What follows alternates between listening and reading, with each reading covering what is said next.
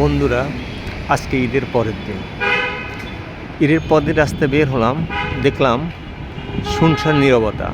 মাঝে মধ্যে কিছু রিক্সা আসতেছে এবং কিছু প্রাইভেট কার, আর কোনো গাড়ি নেই। সাধারণত ঈদের পরের দিন এরকম দৃশ্যই দেখা যায়। ঢাকা শহরের লোকজন অধিকাংশ গ্রামের বাড়িতে চলে যান। যারা থাকেন তারা দুপুরবেলা বের হন না, হয়তো বিকেলবেলা ঘুরতে বের হবেন। রাস্তাগুলো দেখেন একদম ফাঁকা, মাঝে মধ্যে কয়েকটা গাড়ি, এছাড়া আর কোনো গাড়ি নেই।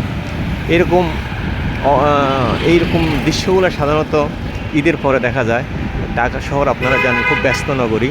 এইসব নগরীতে অজস্র গাড়ি থাকে। অজস্র গাড়ির কারণে জ্যাম সৃষ্টি হয়। অথচ ঈদের পরের দিন এই বন্ধের মধ্যে অনেক ফাঁকা থাকে। যারা ঘুরতে ইচ্ছে করে সাধারণত ঈদের পরের দিন বা ঈদের তৃতীয় দিন অনেক ফাঁকা রাস্তা থাকে এবং সবাই ঘুরতে বের হয়। দেখুন, রাস্তাগুলো অনেক ফাঁকা, মাঝে মধ্যে কিছু গাড়ি দেখা যাচ্ছে। কিন্তু ঢাকা শহরে এই সময় ঘুরতে সবচেয়ে মজা, কারণ কোনো জ্যাম থাকে না।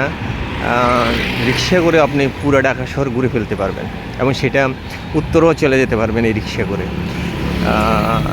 অনেক যানজটমুক্ত পরিবেশে ঘুরে আসা যায় এবং যে কোনো দর্শনীয় স্থানে ঘুরতে গেলেও সমস্যা হয় না, কারণ গাড়িরও সমস্যা হয় না এবং ফাঁকা রাস্তা এবং যানজটমুক্ত এলাকা, তাই সুন্দরভাবে ঘোরা যায় এবং মনের মতো করে ঘোরা যায়। ভালো থাকবেন।